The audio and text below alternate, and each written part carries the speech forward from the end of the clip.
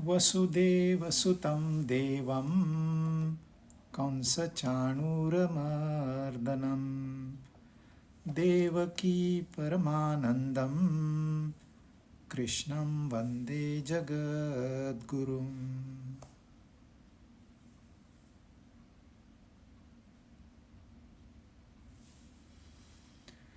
भगवद गीता 12वां अध्याय, 12वां हम शुरू करते हैं। अर्जुन उवाच एवं सततयुक्ता ये भक्तास्त्वां पर्युपासते ये चाप्यक्षरमव्यक्तं तेषां के योगवित्तमाः। अर्जुन ने पूछा, अर्जुन और कृष्ण का संवाद है, तो अब अर्जुन प्रश्न पूछ रहे हैं कि जो भक्त इस प्रकार निरंतर आप में लगे रहकर आपकी उपासना करते हैं और जो अविनाशी अव्यक्त की उपासना करते हैं, उन दोनों में से उत्तम योगवेत्ता कौन है। इस प्रकार यानी कि जो लास्ट के भगवान ने 2 श्लोक 11वें अध्याय में बताए थे, जहां उन्होंने नित्य भक्ति, फिर मन बुद्धि का अर्पण करना, ये 2 सारी बातें बताई थी। तो उस प्रकार से निरंतर आप में लगे रहते, मतलब आप मतलब जो कृष्ण अर्जुन को दिखाई दे रहे हैं अभी, नॉर्मल कृष्ण 2 हाथ वाले, 11वां अध्याय में वो 1000 हाथ वाले, 4 हाथ वाले वो चले गए, अभी 2 हाथ वाले नॉर्मल ह्यूमन फॉर्म में जो है आपकी जो उपासना करता है वो श्रेष्ठ है कि जो अक्षर और अव्यक्त की उपासना करता है वो श्रेष्ठ है। श्रेष्ठ भी खाली अच्छा वाला नहीं पूछा उन्हें, उत्तम कौन है, योग वित्तमा, सबसे ऊंचा कौन है, सबसे ऊपर कौन है, the best, not better not good, best कौन है, ये मुझे समझाइए। अब अर्जुन ने ध्यान से वो 2 श्लोक सुने हैं, उसे भक्ति का महत्व मिल गया है, परंतु भगवान ने कहा कि मन बुद्धि मुझ में अर्पण कर, सब कुछ मुझ में अर्पण कर, मेरी भक्ति कर, मेरी उपासना कर, ऐसे बार बार उन्होंने गीता में कहा है। और साथ ही साथ गीता में उन्होंने ब्रह्म की भी सराहना की है। श्रद्धावान लभते ज्ञानम एशान ब्राह्मी स्थिति पार्थ।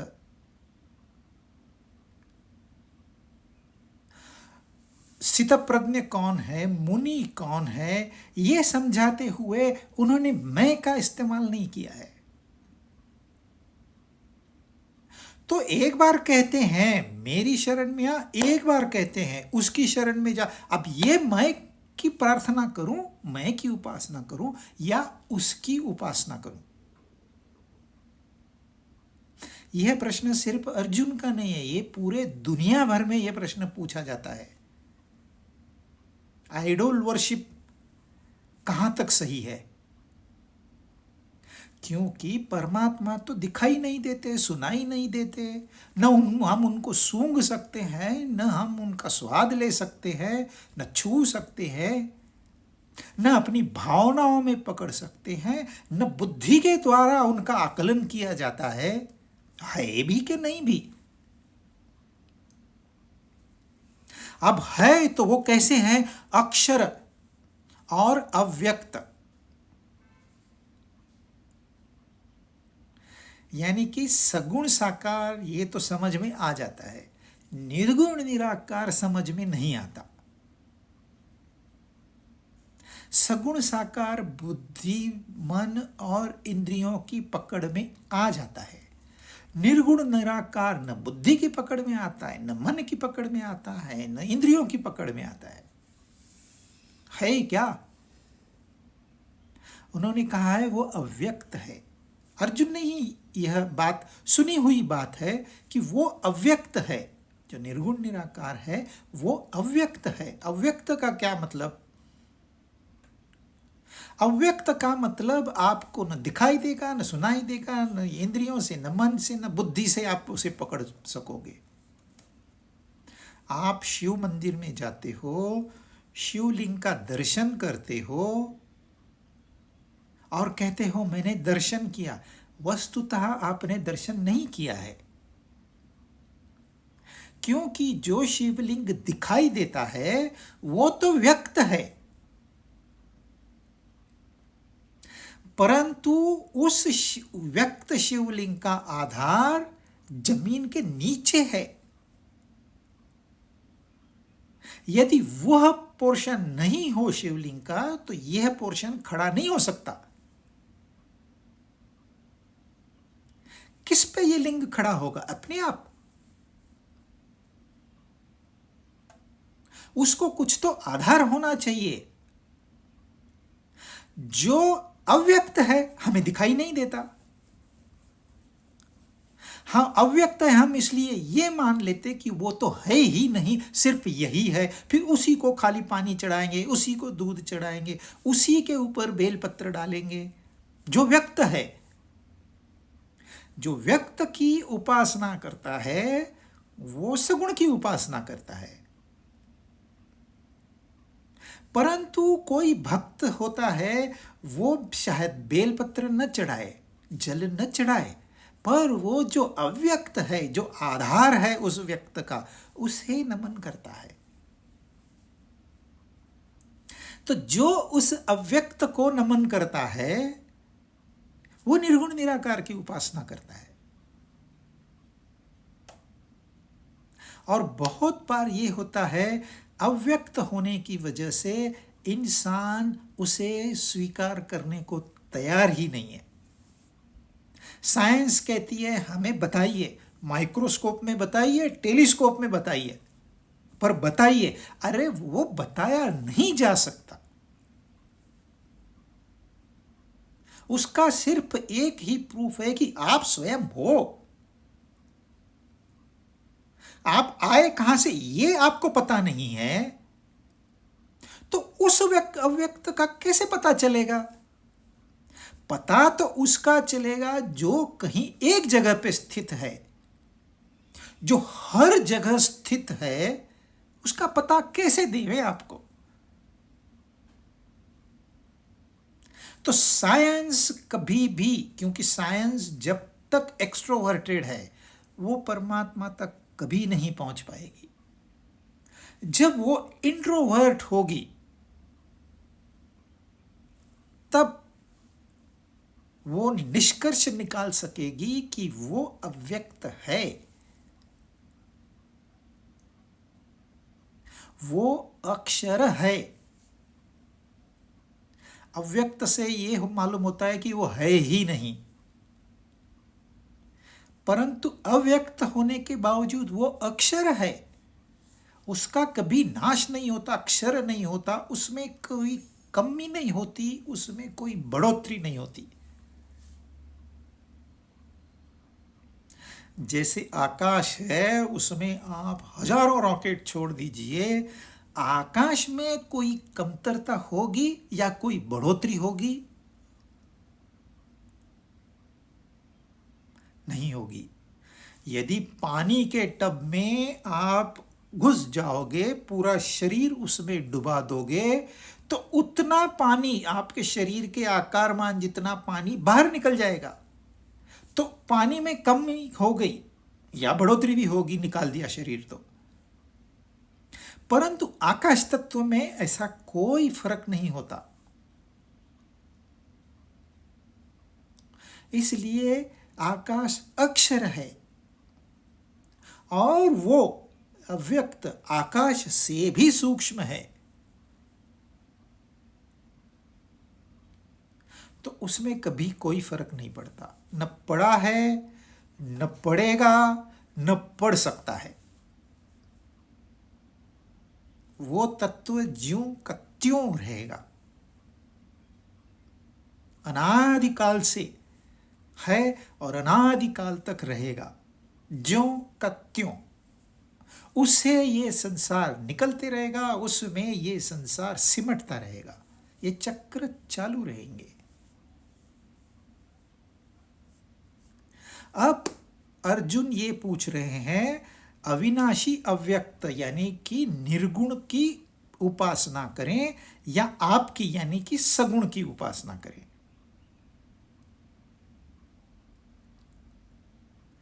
दरअसल इनमें फर्क क्या है?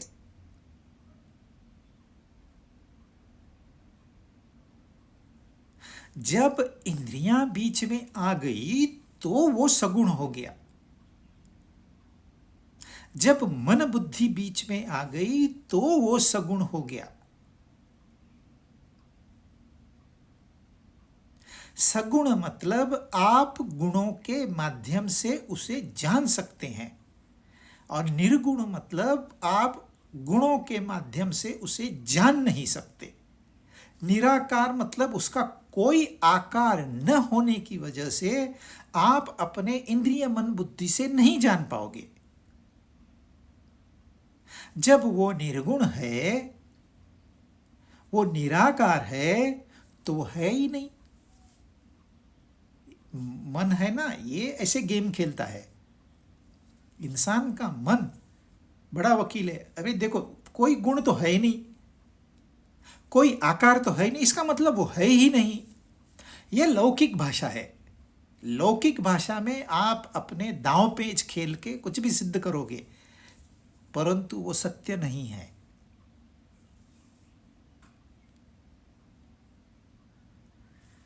पता नहीं मैंने बताया कि नहीं, लेकिन वापस रिपीट करता हूं।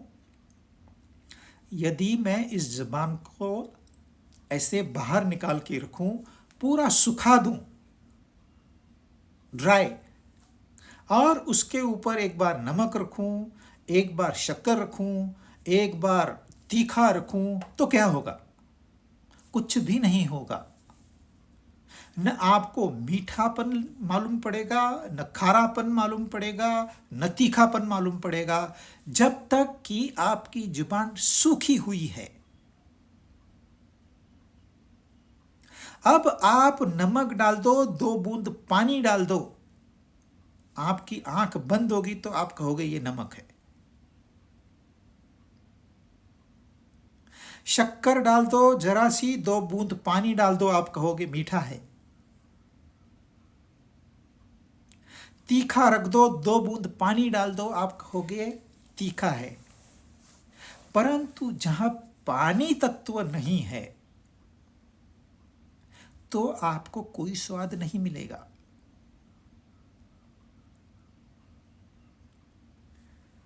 बगैर पानी के आप कोई स्वाद नहीं ले पाओगे, बगैर जल तत्व के कोई स्वाद नहीं ले पाओगे। परंतु जल का कोई स्वाद नहीं है। जैसे ही खाने की चीज आपके मुंह में जाती है, तुरंत उसे गीला कर दिया जाता है, तुरंत, इंस्टेंटली। कभी कभी तो देख के ही मुंह में पानी आ जाता है, सूंघ के ही मुंह में पानी आ जाता है पहले ही, कि तुरंत टेस्ट लें, लग तो अच्छा रहा है, देखने में तो अच्छा है, पर स्वाद में है कि नहीं, तुरंत जुबान को गीला किया जाता है। गीली नहीं होगी जुबान, उसमें जल तत्व नहीं होगा तो स्वाद भी नहीं होगा। अब देखिए, कोई भी स्वाद बगैर जल के मुमकिन नहीं है, परंतु जल को कोई स्वाद नहीं है। बगैर जल के कोई स्वाद मुमकिन नहीं है, परंतु जल का कोई स्वाद नहीं है। वैसे ही उस अव्यक्त, उस निर्गुण के बगैर कोई गुण मुमकिन नहीं है, इसीलिए उसका कोई गुण नहीं है।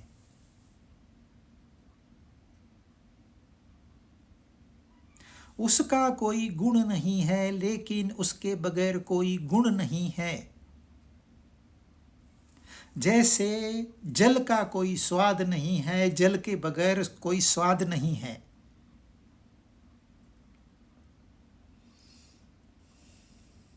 कठिन तो नहीं है, पर थोड़ा सोचेंगे तो समझ, ये तो एक्सपेरिमेंट कर सकते हैं,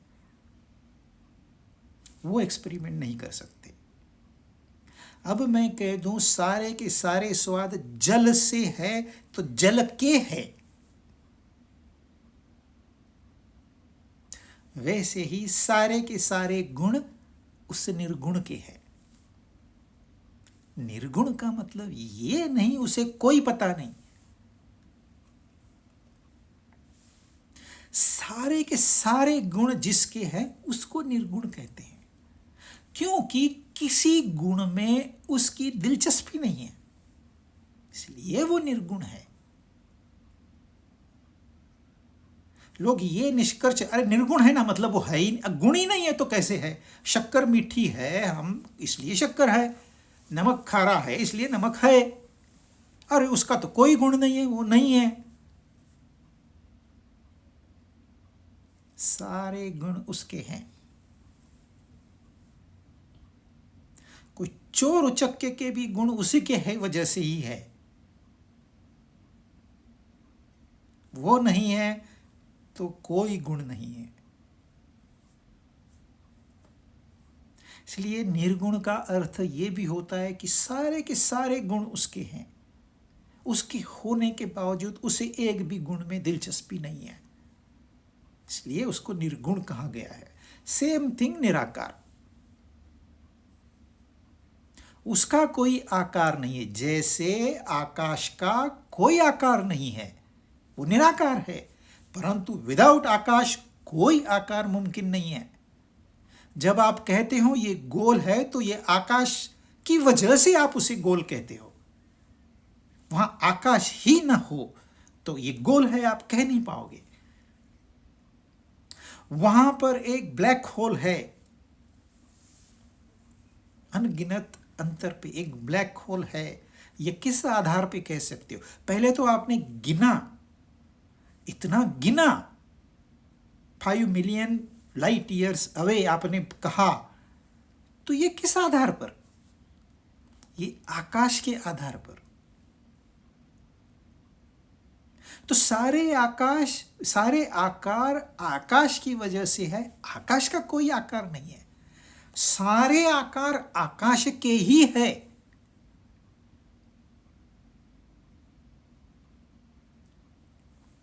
सगुण साकार समझना आसान है, मूर्ति सामने रख दी ये कृष्ण है, आप हाथ जोड़ते हो, विश्वास रखते हो, चल देते हो, सोचते नहीं ये सही में कृष्ण है कि नहीं है। लेकिन जहां निर्गुण निराकार का सवाल आता है तो वहां तो आपको बताने के लिए तो कुछ है ही नहीं। करीबन करीबन ऐसे लगता है वो नहीं है पर है, तो ये समझाना बड़ा कठिन काम है, करीबन करीबन नामुमकिन है, लेकिन समझने वालों को इशारा काफी होता है, वो समझ जाते हैं। तो ये इशारे हैं, ये पर्याप्त इशारे नहीं है। अविनाशी अव्यक्त ये सिर्फ इशारा है। जब हम इसकी गहराई में उतरेंगे, इनको कंबाइन करेंगे, तब हमें कुछ कल्पना होगी उसकी, और उसके सहारे जब भी हम ध्यान करेंगे तब जाके उसको पाएंगे। उसको जाना नहीं जा सकता, उसको पाया जा सकता है। तो अर्जुन का सवाल ये है कि उस निर्गुण की उपासना करें या सगुण की उपासना करें।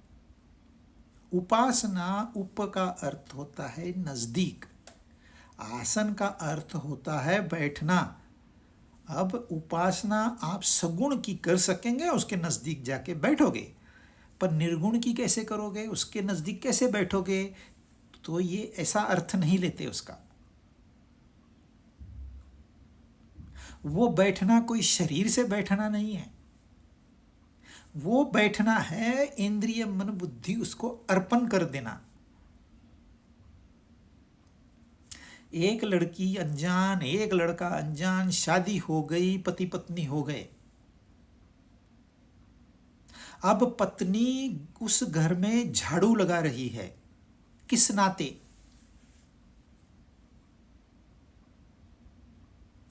पति के नाते। सास ससुर के लिए चाय बना रही है, किसके नाते? पति के नाते। जब तक पति है उसका घर, उसके रिश्तेदार, उसके यार दोस्त सब है। पति चला गया, सब चला गया। डाइवोर्स हो गया तो थोड़ी कहेगी मैंने तो खाली पति को डाइवोर्स दिया है, सास ससुर को थोड़ी डाइवोर्स दिया है, घर को थोड़ी डाइवोर्स दिया है। तो वो पति नहीं है, वो 4 दिन बाहर गया है, तो भी ये उससे जुड़ी हुई है। उसकी जुड़े हुए होने से वो घर संभाल रही है।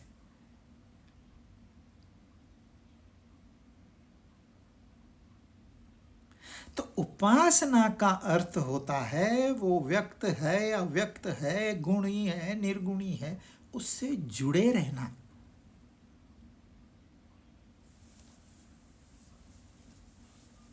उपवास मतलब खाना बंद, पीना बंद, देखना बंद, इसको उपवास नहीं कहते।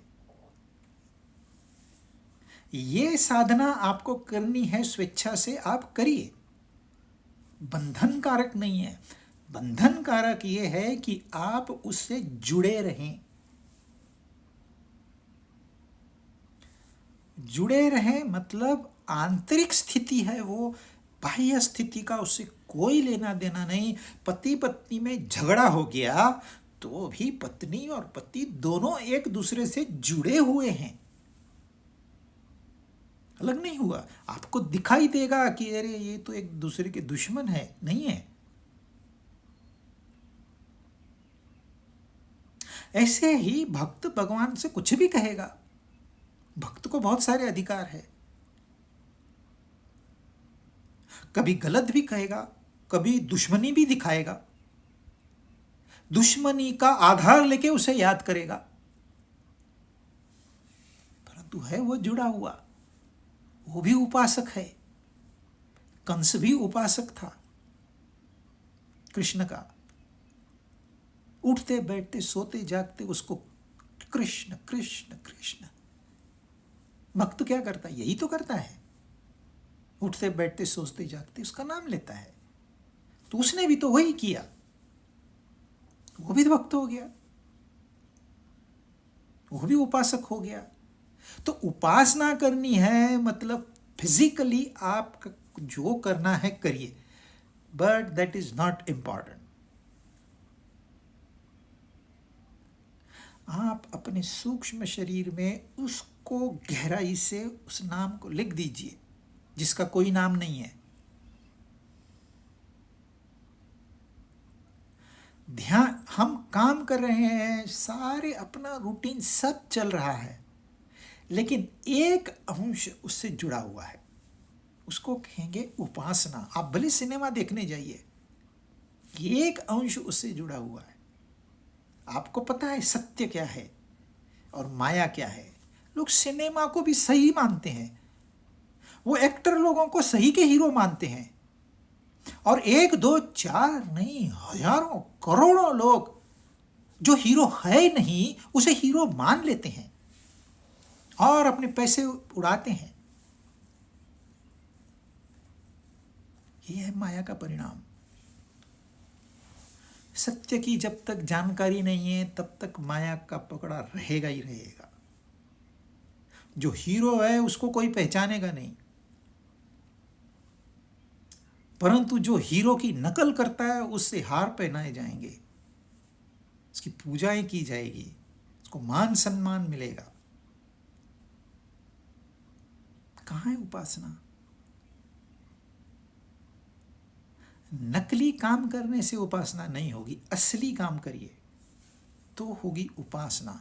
तो मैं किसकी उपासना करूं, मुझे बताओ। उसने प्रश्न पूछा है क्योंकि भगवान ने कहा है मेरी शरण में आ। फिर कहता है ब्रह्म को पहचान, आत्म स्वरूप है तू, प्रकाश स्वरूप है तू, ज्ञान स्वरूप है तू। तो इसलिए उसका कन्फ्यूजन नहीं, सारी दुनिया का कन्फ्यूजन है।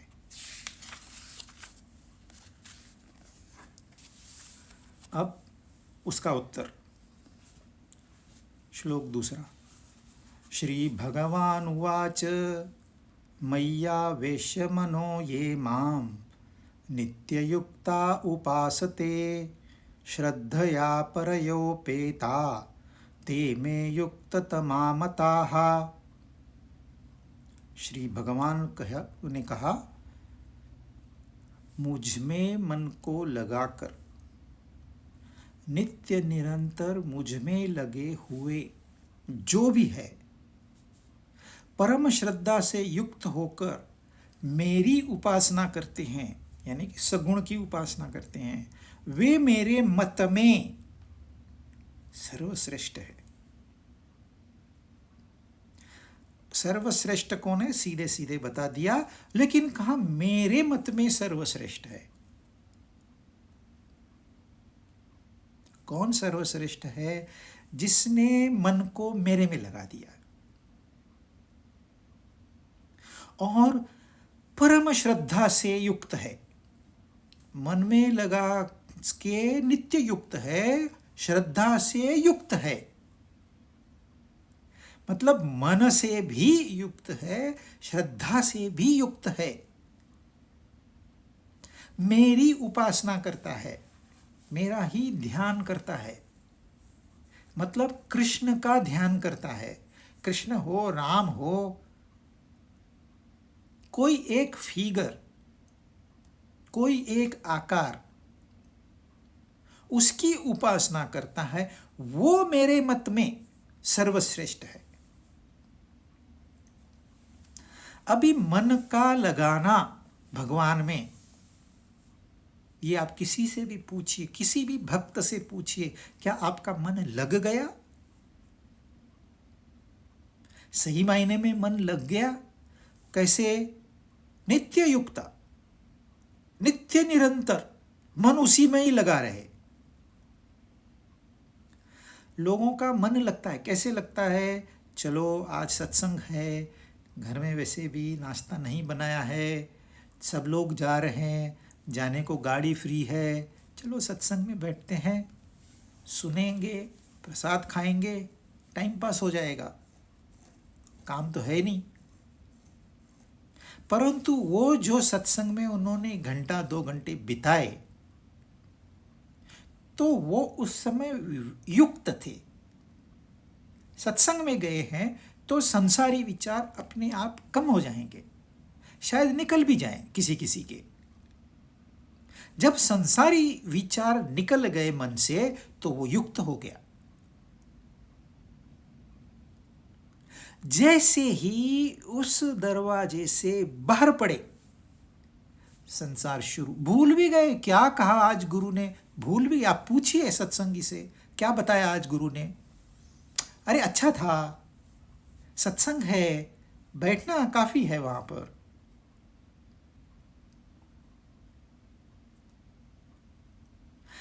डिग्री ऑफ कंसंट्रेशन हर एक की अलग अलग होती है।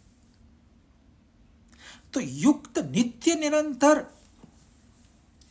मतलब 24 आवर्स, 2 घंटे तो आप युक्त रहे।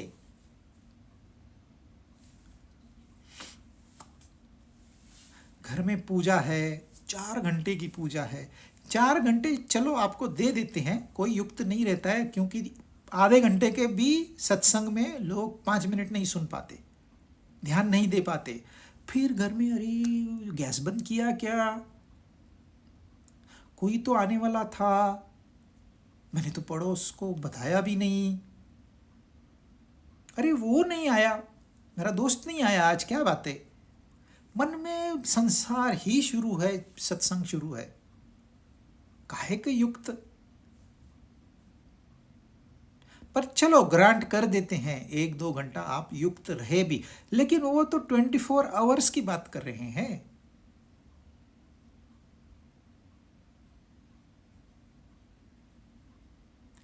एक लड़का एक लड़की को आप कहो एक दूसरे के बारे में सोचो, वो देखेंगे, सोचेंगे, 5 मिनट ज़्यादा से ज़्यादा सोचेंगे, मैटर ओवर।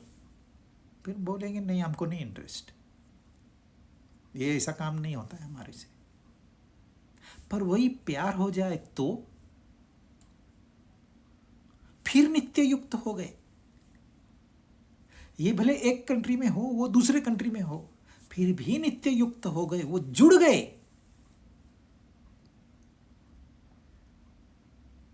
अब उनका फ्यूचर का प्लानिंग भी शुरू हो गया।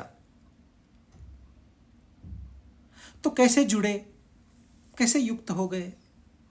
प्यार हो गया, युक्त हो गए। प्यार नहीं है, आप जबरदस्ती से मन को लगाओगे, नहीं काम करेगा। तो जब वो कहते हैं मन को मुझ में लगा नित्य निरंतर, सीधी बात है, आपका मन ऐसे मानेगा ही नहीं, आप कितना भी कोशिश करो। और लोग यहीं फेल हो जाते हैं। मन में प्यार है ही नहीं परमात्मा के लिए, तो कैसे मन लगेगा? प्यार जग गया, भक्ति जग गई, विश्वास हो गया कि इसके सिवा मुझे और कोई रास्ता नहीं है। अब फिर आपको कुछ करना ही नहीं है, अपने आप मन वहीं जाके खड़ा होगा। आप सत्संग नहीं जाओ तो भी आप युक्त हो, शायद सत्संग जाने वाला अयुक्त हो।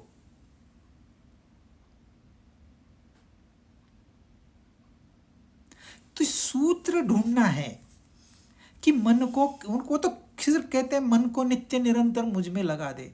अभी मन कोई ऐसी वस्तु है, उसको तार से बांध दिया, युक्त हो गए। इतना भटकने वाली चीज और कोई नहीं है जितना मन है। एक क्षण के लिए वो रुकता नहीं है, और ये कहते हैं नित्य निरंतर मुझ में लगा दे, रुका दे उसको, न इधर भटकेगा न उधर भटकेगा। आप कितनी भी बाहर से कोशिश करो, नॉट पॉसिबल। पर वो भावना जब जागृत हो गई, जब आपका पूर्ण विश्वास हो गया, भक्ति हो गई, तो आपका मन वहां से और कहीं जाएगा ही नहीं। शरीर जाएगा, आप किचन में जाके काम करोगे, ध्यान उधर है। आप ऑफिस में जाके काम करोगे, ध्यान उधर है। आप रास्ते पे ड्राइविंग कर रहे हो, ध्यान उधर है। एक तार जोड़ दिया आपने वहां पर, बस। और बहुत आसान है। सारे लोग कठिन मार्ग सिखाते हैं को मन को लगा दो, मन को लगा दो, नाम करो, माला जपो। अरे बैठ ही नहीं सकता है जो आदमी, कहते हैं रीढ़ की हड्डी सीधी हो, कहाँ से सीधी हो गई? वो बेचारा खड़ा नहीं, बैठ नहीं सकता है बगैर सपोर्ट के, कहाँ रीढ़ की हड्डी वो सीधी करेगा? अनेक विचार मन में चालू है, अनेक उद्योग चालू है, कहाँ मन लगेगा उसका नित्य? तो जबरदस्ती से मन नहीं लगता है, ट्रिक है। आप विश्वास उत्पन्न कर दो, भक्ति जगा दो अपने अंदर से, फिर कोई चिंता। सेम थिंग वो कह रहे हैं श्रद्धा। श्रद्धा से युक्त होकर मेरी उपासना कर। श्रद्धा से कैसे युक्त होंगे भाई? पहले तो श्रद्धा जागृत कैसे होगी? श्रद्धा तब जागृत होती है जब उसका श्रेष्ठत्व हमें पता चलता है। क्रिकेट खेलने वाले कई लोग हैं, पर जो नित्य कंसंट्रेट करके खेलता है, हमेशा सेंचुरी मारता है, वो श्रेष्ठ है। एक दो गाना गा के आ गया चला गया, उसकी कीमत नहीं है। लेकिन जो नित्य निरंतर गाए ही जा रहा है, गाया ही जा रहा है और गाए जा रही है और सुंदर तरीके से, वो श्रेष्ठ है। शास्त्रीय संगीत में तो ये गुरु शिष्य परंपरा है, और शिष्य वही बनता है जो गुरु को सर्वश्रेष्ठ मानता है, जो गुरु को सर्वश्रेष्ठ नहीं मानता उसकी श्रद्धा उत्पन्न नहीं होती।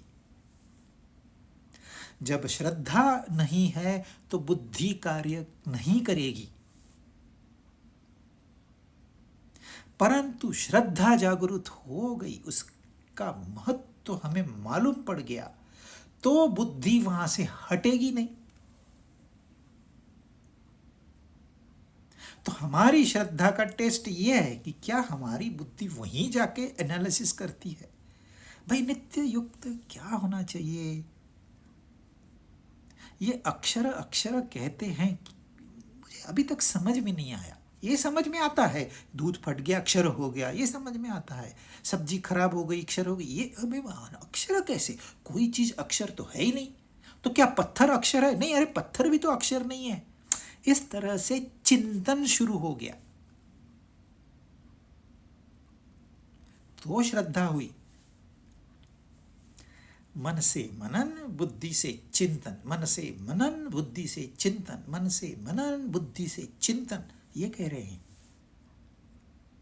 जो मननशील है, जो चिंतनशील है, वो मेरे मत में सर्वश्रेष्ठ है। चलो, सर्वश्रेष्ठ है समझ गए। युक्ततमा, उत्तम योगी, वो समझ गए। मेरे मत में उन्होंने क्यों कहा?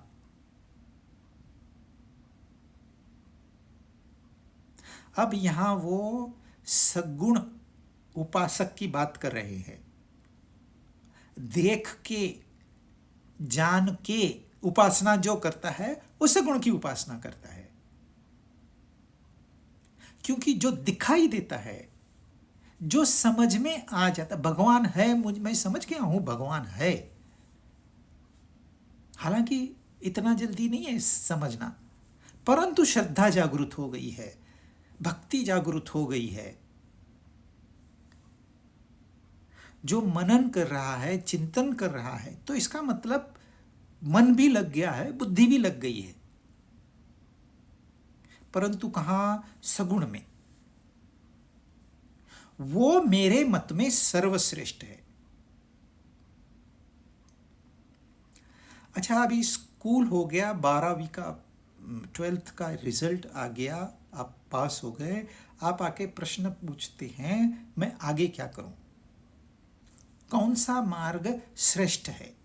मैं इंजीनियरिंग में जाऊं, मैं मेडिकल में जाऊं, मैं स्पोर्ट्स में जाऊं, मैं गायन में जाऊं, मैं एक्टिंग में जाऊं, कौन सा मेरे लिए श्रेष्ठ है? जैसे अर्जुन ने पूछा ना कौन सा श्रेष्ठ है, वैसे बच्चे पूछते हैं आफ्टर 12th, कौन सा मार्ग मेरे लिए श्रेष्ठ है?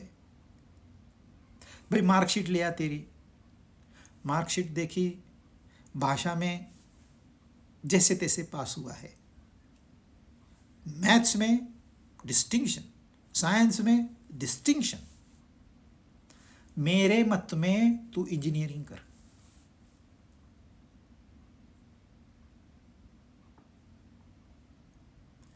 यहां मर्यादा है, क्योंकि ये एडवाइस सबके लिए नहीं है, सिर्फ एक के लिए है। इसलिए मैं कहूंगा मेरे मत में तू इंजीनियरिंग कर। दूसरा आ गया वही प्रश्न, कौन सा मार्ग लूं? तेरे मार्कशीट लिया, देखा physics no good, maths no good, languages no good, biology very good. मेरे मत में तूने मेडिकल साइंस में जाना चाहिए, मेरे मत में ये स्पेसिफिक हो गया उस व्यक्ति के लिए। परंतु 12th के बाद पढ़ाई करनी है, ये मेरा मत नहीं है, ये यूनिवर्सल है, सबने करनी है। फिर आप स्किल डेवलप करिए, आप कला को उन्नत करिए, वो फील्ड्स विल बी डिफरेंट, पर आगे बढ़ना है, रुकना नहीं है, आगे बढ़ते रहना है। ये यूनिवर्सल है, ये सबको सेम है। यहां मैं ये नहीं कहूंगा मेरे मत में तूने आगे पढ़ाई करनी चाहिए, अब आगे पढ़ना चाहिए, तूने भी आगे पढ़ना चाहिए, तूने भी आगे पढ़ना चाहिए, ये यूनिवर्सल है। लेकिन किस क्षेत्र में जाना है ये स्पेसिफिक है। अब यहां अर्जुन का सवाल है, कोई भी इंसान यदि ये सवाल पूछे मैं सगुण की उपासना करूं या निर्गुण की उपासना करूं, तो जवाब एक ही होगा, सगुण की उपासना सर्वश्रेष्ठ है। जवाब फिक्स है इस सवाल का, क्योंकि जो निर्गुण वाला है वो ये सवाल पूछेगा ही नहीं।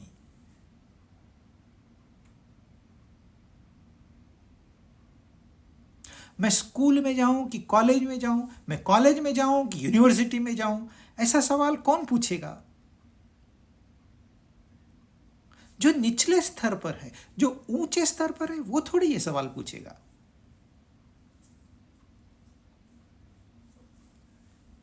तो मेरे मत में ये सर्वश्रेष्ठ है। कौन सा? सगुण की उपासना। ये फाइनल पॉइंट समझ में आने चाहिए। मे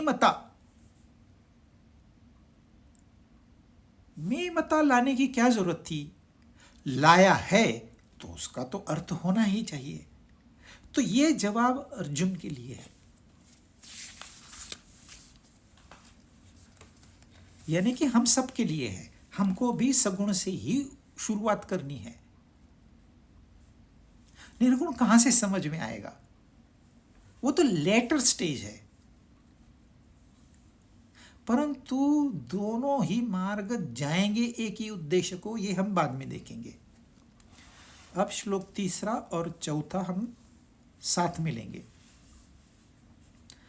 ये त्वक्षरम अनिर्देश्यम अव्यक्तं पर्युपासते सर्वत्र गमचिन्त्यं च कूटस्थम् अचलं ध्रुवं सन्नियम्येन्द्रियग्रामं सर्वत्र समबुद्धयः ते प्राप्नुवन्ति मामेव सर्वभूतहिते रताः।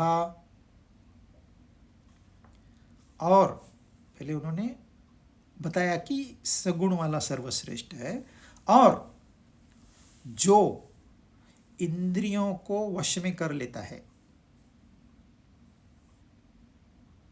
फिर जो अचिंत्य है, जो सर्वत्र है, जो अनिर्देश्य है, जो कूटस्थ है, जो अचल है, जो ध्रुव है, जो अक्षर है, जो अव्यक्त है, उसकी तत्परता से उपासना करते हैं। प्राणी मात्र के हित में प्रीति रखते हैं, सब जगह समबुद्धि रखते हैं, वे मुझे ही प्राप्त होते हैं। अब अचिंत्य, सर्वगतम, अनिर्देशम, कूटस्थम, अचलम, ध्रुवम, अक्षरम, अब ये हो गए निर्गुण के लिए कुछ विशेषण। यानी कि जो इंद्रियों को वश में रख के निर्गुण की उपासना करते हैं और प्राणी मात्रा में सेम देखते हैं, समबुद्धि वाले हैं, वो मुझे ही प्राप्त होते। मतलब निर्गुण की उपासना करने वाले मुझे ही प्राप्त होते हैं, इन शॉर्ट। अब यहां हमको 2 पार्ट करने हैं। एक तो ये जो सारे विशेषण उन्होंने बताए हैं 8, इन विशेषणों को थोड़ा थोड़ा ही समझेंगे हम, बहुत डेप्थ में अभी नहीं जाएंगे, शायद आगे थोड़ा थोड़ा हम समझेंगे, क्योंकि ये थोड़ी कठिन साधना है। निर्गुण को समझना कठिन है। कोई गुण हो तो समझे ना। तो उन्होंने कहा है वो अचिंत्य है, आप उसको विचारों में नहीं पकड़ सकते हैं, परंतु उसके बगैर आप विचार नहीं कर सकते।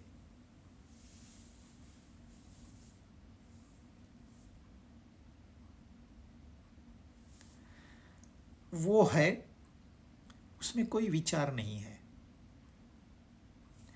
एक विचार उत्पन्न हो गया। कैसे उत्पन्न हो गया? आपने आंखें खोली पहली बार, आपको रंग रूप दिखाई दिए। रंग रूप देखते ही आपने मन में विचार किया, ये क्या है, ये रंग क्या है, ये रूप क्या है। ये विचार मृत अवस्था में है, सिर्फ आंख खोली है, उस विचार को अभी तक कोई ठोस आधार नहीं मिला है। वो विचार कहाँ उत्पन्न होता है और उस विचार को जब तक जीवन नहीं मिलेगा, जब तक आधार नहीं मिलेगा, वो मृत अवस्था में ही रहेगा, वासना स्वरूप में ही रहेगा, बीज स्वरूप में ही रहेगा। तुरंत उसे आधार मिल गया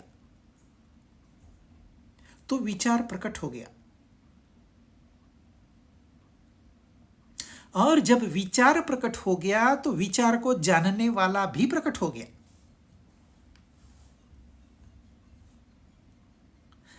पहले सिर्फ आत्मा था, परमात्मा थे, विचार नहीं थे, और विचारों को जानने वाला भी नहीं था।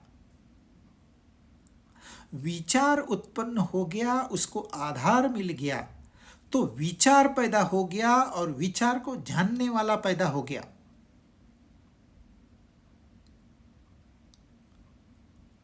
तब हम कहते हैं ये विचार है, ये एक्शन है, ये सही है, ये गलत है। परंतु वो जो आधार था पहले, विचार के पहले, उसको आप क्या कहोगे? वो अचिंत्य है। उसकी वजह से आप चिंतन कर सकते हैं, वो अचिंत्य है। सर्वगतम, सब जगह परिपूर्ण। अभी जगह मतलब कितनी जगह? अपना घर, अपना शहर, अपना देश, ये पृथ्वी, ये हमारी आकाश गंगा, ये हमारा ब्रह्मांड, और ये सारे ब्रह्मांड। आपकी कल्पना में जगह कितनी है? वहां तो है ही, उससे भी परे है। आप कितनी भी कल्पना करिए जगह की, कितनी भी, आपकी बुद्धि जहां तक जाती है वहां तक चले जाइए, इन सब में तो वो है, परंतु इसके बाहर भी है। क्योंकि आकाश तत्व की निर्मित उससे हुई है, तो आकाश उसका तो बच्चा है।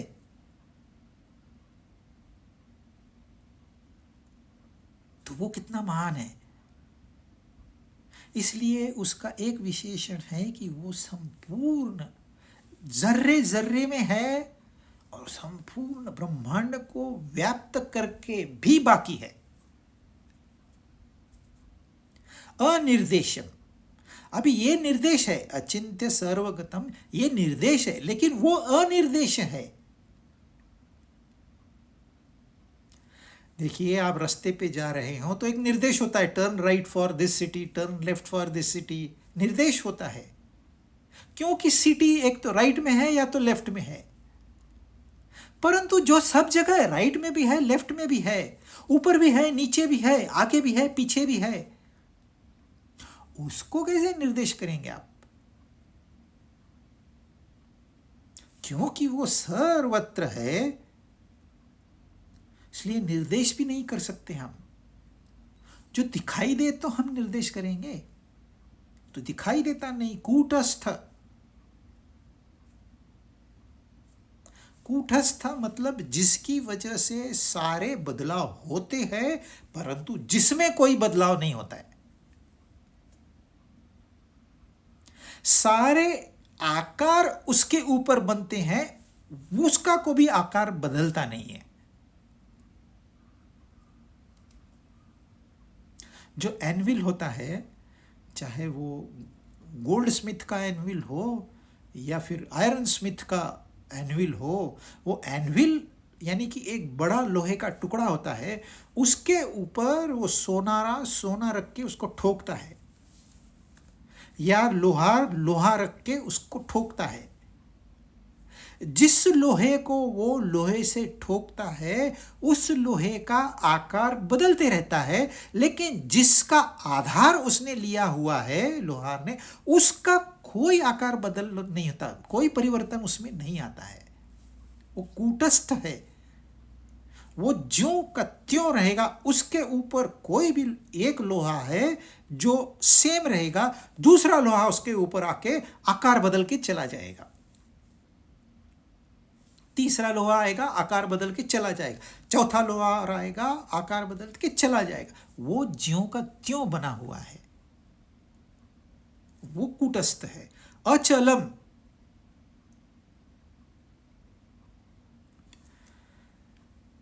हवाएं बहती है, जल का स्तर, आप अगर पानी में डीप में जाओगे तो आपको 2 मिनट में ठंड लगेगी, फिर 2 मिनट में गर्मी लगेगी। हाँ, आपको आश्चर्य लगेगा ये अभी ठंड क्यों लगी और अभी गर्मी क्यों लगी, क्या पानी का टेम्परेचर बदलता है? नहीं, उसमें अंडर करंट है जो दिखाई नहीं देता। तो एक बार ठंडे पानी का करंट आ गया, एक बार गर्म पानी का करंट आ गया, तो उसमें भाव है, जल में भाव है। जल दिखने में तो वो स्थिर लगता है, परंतु उसके अंदर भाव है। हवा दिखने को स्थिर लगती है, उसमें भाव है। तो जहां तक जल की मर्यादा है, वो चल होने के बावजूद अचल है। जो समुद्र है वो ऐसे नहीं होता है चलो एवरेस्ट घूम के आते हैं आज, ऐसे नहीं करता समुद्र। तो जहां तक जमीन का और जल का है, तो जल अचल हो गया, क्योंकि पूरा का पूरा जल नहीं, उसके अंदर भले अंडर करंट्स हो। ऐसे ही हवा ऐसे नहीं करती चलो आज धरती को छोड़ के मंगल घूम के आते हैं। तो जहां तक धरती और उसका एटमॉस्फेयर है वो अचल है, लेकिन वो अपने अंदर घूमते फिर चलती है। हम सांस लेते हैं, छोड़ते हैं,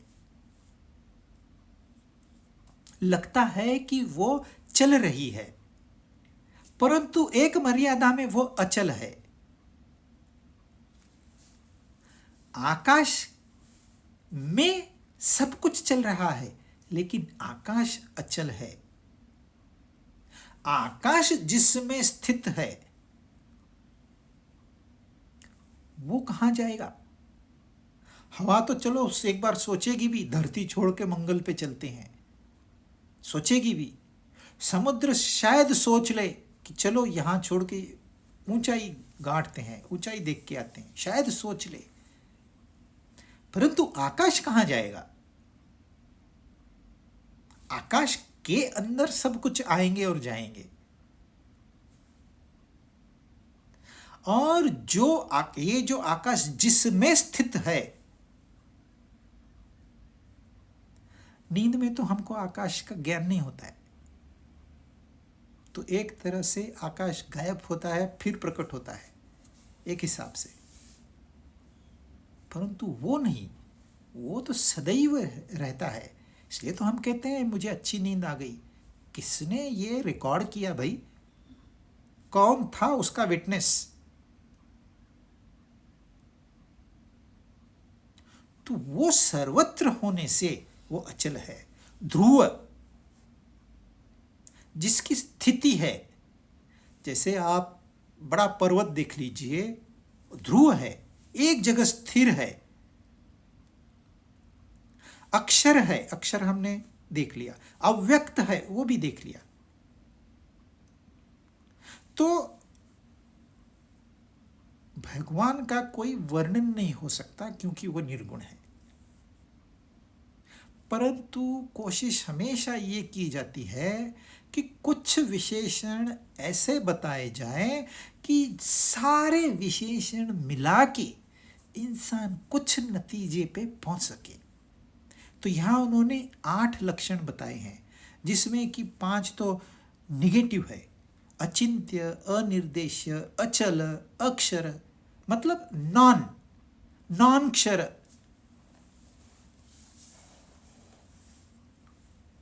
निगेटिव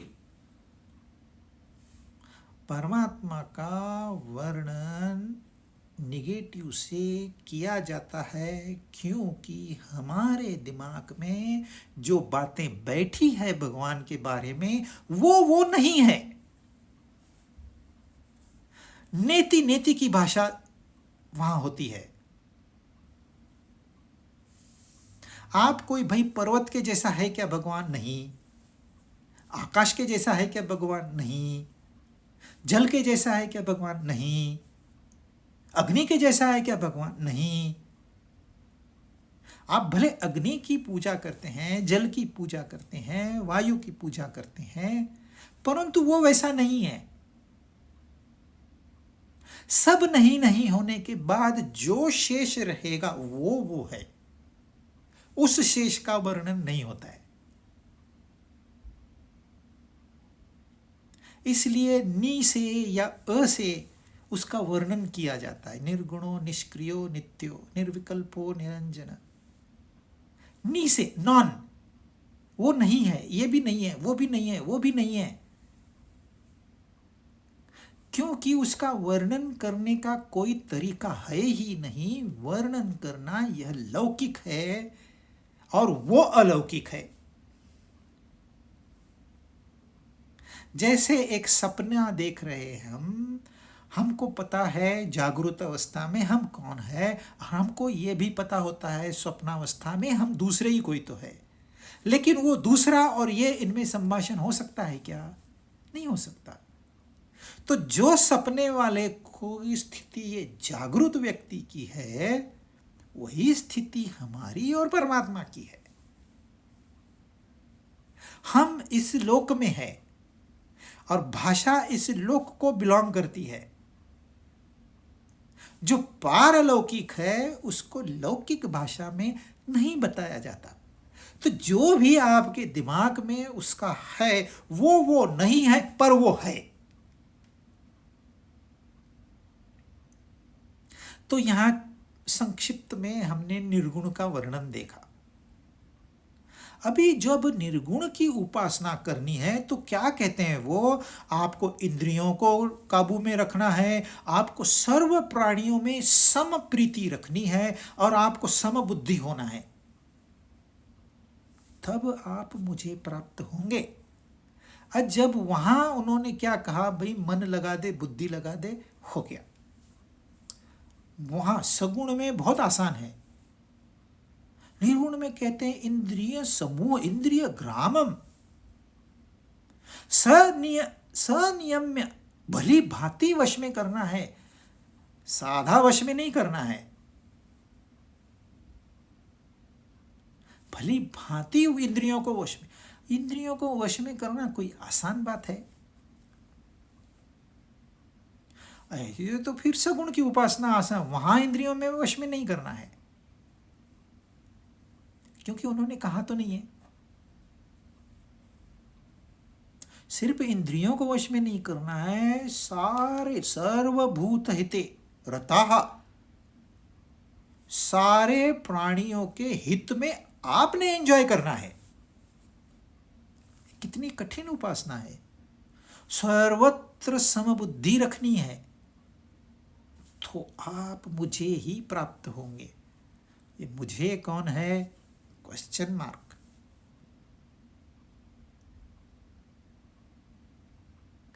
परंतु पहले तो निर्गुण कौन है ये उन्होंने 8 विशेषण बताया, आगे तो 80 विशेषण बताएंगे।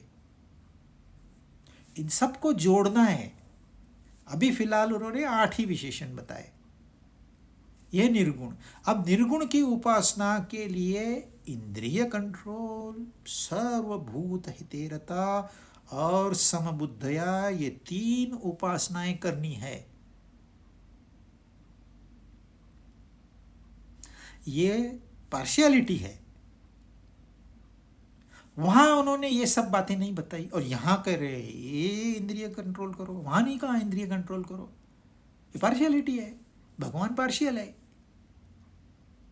परंतु सत्य क्या है ये हम अगली बार जानेंगे।